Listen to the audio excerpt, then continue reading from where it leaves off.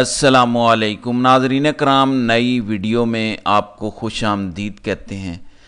فیصلہ سازوں کے سارے فیصلے الٹے پڑتے جا رہے ہیں۔ ایک جانب اب سے کچھ دیر پہلے اسلام آباد ہائی کورٹ نے پاکستان تحریک انصاف کا مرکزی دفتر فوری طور پر ڈی سیل کرنے کا حکم دے دیا ہے۔ جسٹس سمن رفعت امتیاز نے یہ فیصلہ جو محفوظ تھا اسے جاری کیا۔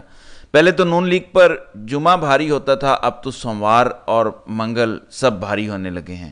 تو جسٹس سمن رفعت کا کہنا ہے کہ سی ڈی اے وضاحت پیش نہیں کر سکا کہ پیشگی نوٹس دیا تھا یا کوئی رسید بھی نہ دے سکا۔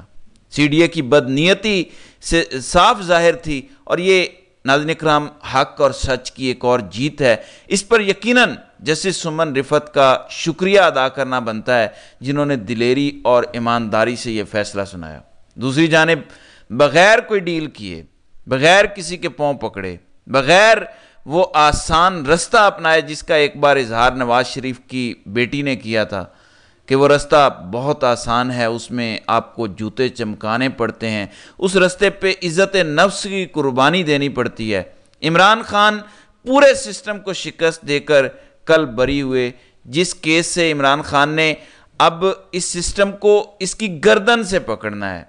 در حقیقت جنرل باجوہ نے غداری کی، اس کے ساتھ سیاستدانوں کا ایک پورا کنبہ شامل تھا کہ سائفر آیا اور اگلے دن تحریک عدم اعتماد آ گئی۔ انہوں نے اپنی غداری کے کیس سے بچنے کے لیے کہ عمران خان کہیں طاقت میں نہ آ جائے، کہیں ہمارے خلاف کارروائی نہ شروع ہو جائے، عمران خان کے خلاف بھی کیس بنا دیا۔ اس کیس میں پاکستان کی تاریخ میں بھٹو کے بعد یہ واقعہ ہوا ہے کہ جب پروسیکیوشن نے سزائے موت کی ڈیمانڈ کی۔ عمران خان کے لیے سزائے موت مانگی تھی حکومت نے، یعنی ملٹری اسٹیبلشمنٹ نے، یعنی جنگل کے بادشاہ نے۔ پھر عمران خان ڈیل نہیں کرتے بلکہ سسٹم کو ڈنڈا دیتے ہیں، اور تازہ ترین ڈنڈا انہوں نے دیا ہوا ہے سسٹم کو، جو حمود الرحمان کمیشن رپورٹ پڑھنے کا کہا۔ پورے ملک میں ایک ہی چیز پہ بات ہو رہی ہے، حمود الرحمان کمیشن رپورٹ۔ عمران خان نے سسٹم کو ایسا ڈنڈا دیا ہے کہ یہ بدی پر کھڑا سسٹم، یہ طاغوتی قوتوں کا سسٹم، یہ عمران خان کو جھکانے میں ناکام ہوا، اور وہ ان کی آنکھوں میں آنکھیں ڈال کے ان کے اپنے ٹاؤٹ جج سے بری ہو گیا۔ کیونکہ عمران خان نے دو کام کیے۔ نمبر ایک، کوئی جرم نہیں کیا، اور یہ بہت بڑا کام ہے پاکستان کی سیاست میں۔ اور نمبر دو، عمران خان اپنی قوم کو یہ سکھا رہا ہے کہ جیسا بھی سسٹم ہوگا ہم اس کو ٹھیک ضرور کریں گے، بہتری کی بہت گنجائش ہے، لیکن اس سسٹم پر اعتبار کرنا ہے، آپ نے عدلیہ پر اعتبار کرنا ہے۔ ایک وقت آئے گا کہ اندر کچھ ایسے لوگ کھڑے ہوں گے جو ریزسٹنس شروع کر دیں گے، جو کہ اب شروع ہو گئی ہے۔ ورنہ پچھلے 2 سال سب کا یہی کہنا تھا کہ عدالتیں کیا انصاف دیں گی، عدالتوں سے ہمیں کیا مل جائے گا، عدالتیں تو کبھی انصاف کرتی نہیں ہیں پاکستان جیسے ملک میں۔ لیکن پھر پوری قوم نے دیکھا کہ وہی عامر فاروق، میں آپ کو اس کی سگنیفیکنس بتا نہیں سکتا، یہ فیصلہ محسن اختر کیانی نے نہیں لکھا، یہ طارق محمود جہانگیری نے نہیں لکھا، ارباب محمد طاہر نے نہیں لکھا، سمن رفعت نے نہیں لکھا، یہ فیصلہ عامر فاروق نے لکھا، جس کے بارے میں میں بار بار کہہ چکا ہوں کہ بنجر زمین غلہ اگل سکتی ہے، سورج مشرق و مغرب کو چھوڑ کے شمال و جنوب سے نکل سکتا ہے، لیکن عامر فاروق انصاف نہیں کر سکتا۔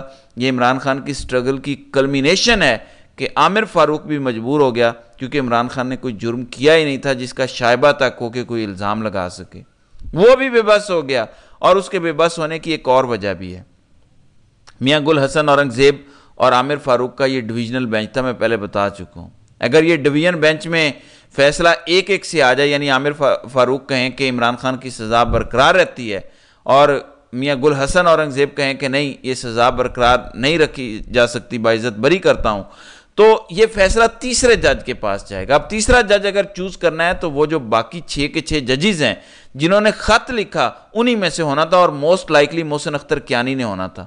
تو عامر فاروق کی چترول ہونا تھی یہاں بھی، اور فیصلہ کیا آنا تھا یہیں پتہ چل گیا تھا جب انہوں نے 28 مئی کو چھٹی دے دی تھی۔ اس کے پیچھے اسٹیبلشمنٹ اور حکومت کی سازش یہ تھی کہ آج کا دن ہم اپنا بیانیہ بنانا چاہتے ہیں۔ اگر سائفر کیس کا فیصلہ آج آ گیا تو 28 مئی کا جو ہم بیانیہ بنانا چاہتے ہیں کہ ہم 9 مئی والے نہیں ہیں، ہم 28 مئی والے ہیں، وہ نہیں بنے گا۔ پورے ملک میں ایک ہی ٹاپک ہوگا کہ عمران خان بری ہو گیا، اس لیے پھر چھٹی دی گئی، عدالتیں بند کی گئیں پورے ملک میں، تاکہ یہ فیصلہ بعد میں آئے۔ اس وقت عمران خان صرف ایک کیس میں جیل میں ہے. آپ کو پتہ ہے کہ کیا کیس ہے کہ عمران خان نے شادی کیوں کی؟ دنیا کی تاریخ نکال لیں یا اسلام کی 1450-1500 سال کی تاریخ نکال لیں، کسی کبھی مسلمان کو عدت کے معاملے پر کسی کیس کا سامنا اس طرح نہیں کرنا پڑا جیسے عمران خان کو کرنا پڑا.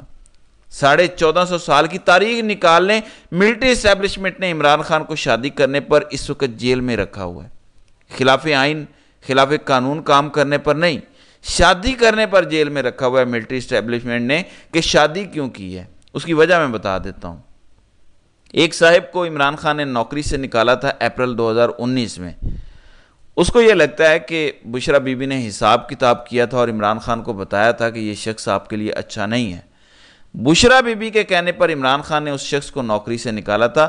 اور ایک اور صاحب ہیں جن کو نومبر 2021 میں نوکری ملی، ان کو یہ یقین ہے کہ عمران خان ان کو یہ نوکری دینا نہیں چاہتے تھے، اور بڑی ریزسٹنس دکھائی اس کے پیچھے بھی بشرا بی بی تھی. بشرا بی بی نے عمران خان کو کہا کہ یہ بندہ بھی آپ کے لیے اچھا نہیں ہوگا، میرا حساب کتاب یا میرا استخارہ یہ کہتا ہے کہ آپ کے لیے یہ بندہ اچھا نہیں، اس کو نہ لگائیں. یہ میں نہیں کہہ رہا کہ یہ ایسا ہوا ہے، لیکن ان دونوں کو یہ لگتا ہے، ان کے دماغ میں یہ خناس بھرا ہوا ہے کہ یہی ہوا. یہ وجہ ہے کہ بشرا بی بی سے بدلہ لیا جا رہا ہے اور عمران خان کی شادی پر اعتراض کیا جا رہا ہے. یہ خاص وجہ ہے. عمران خان کو جیل میں رکھنے کی ہزار وجوہات ہو سکتی ہیں، بشرا بی بی کو بھی جیل میں رکھنے کی ہزار بہانے کیے جا سکتے ہیں. خاص طور پر ذلیل اس لیے کیا جا رہا ہے کہ ان دو افراد کو جو دو طاقتور عہدوں پر ہیں، انہیں لگتا ہے کہ بشرا بی بی ذمہ دار ہے ایک کو نوکری سے نکلوانے کی اور ایک کی نوکری میں روڑے اٹکانے کی. میں اس میں کسی بات پر یقین نہیں کرتا، لیکن تھوڑی دیر کے لیے اگر جسٹ فار دا آرگیومنٹ سیک یہ مان لیں تو میں تو بشرا بی بی کا مرید ہو جاؤں گا. اگر بشرا بی بی نے یہ واقعی کہا کہ یہ شخص آپ کے لیے بہت برا ثابت ہوگا، کیا وقت نے ثابت نہیں کیا؟ دوسرے شخص کے بارے میں اگر آپ کی بات مان لی جائے کہ بشرا بی بی نے عمران خان کو کہا کہ یہ شخص آپ کے لیے برا ثابت ہوگا، کیا یہ سچ ثابت نہیں ہوا؟ میں تو کہتا ہوں کہ بشرا بی بی کا اس میں کوئی کردار نہیں ہے، لیکن اگر آپ ہی کی بات مان لی جائے، آپ کو تو بشرا بی بی کا مرید ہو جانا چاہیے کہ جس خاتون نے آپ کی اصلیت گھر بیٹھے جان لی اور اپنے خامد کو بتایا کہ یہ آپ کے لیے بہت برے ثابت ہوں گے دو افراد، اور وقت نے ثابت کیا کہ وہ دونوں برے ثابت ہوئے، آپ کو تو ان کا مرید ہو جانا چاہیے. تو یہ ذاتی بغض نکالا جا رہا ہے دو افراد کی وجہ سے، کی طرف سے. یہی وجہ ہے کہ بشرا بی بی اور عمران خان کے نکاح کو لے کر انہیں ذلیل کرنے کی کوشش کی جا رہی ہے بار بار. 2-3 مہینے یہ کیس چلتا ہے، لیکن جب فیصلے کا وقت آتا ہے تو جج کہتا ہے کہ میں نے فیصلہ نہیں دینا کیونکہ مجھ پر اعتراض ہو گیا ہے، اب یہ کیس واپس بھیج دیں. عامر فاروق آپ کو پتہ ہے ٹاؤٹ اعظم ہے، وہ فوراً کسی اور جج کو کیس لگا دیتے ہیں. وہ جج فوراً جون کی 25 تاریخ دے دیتا ہے عدت میں نکاح کیس کی. 25 جون کو شروع ہوگا، پھر 3-4 مہینے لگیں گے، اور یہیں قاضی فائز عیسیٰ کی یا تو ایکسٹینشن ہو جائے گی یا ریٹائرمنٹ ہو جائے گی. ریٹائرمنٹ ہوگی تو اس کے بعد ہی عمران خان جیل سے آئیں گے، ورنہ نہیں آ سکتے.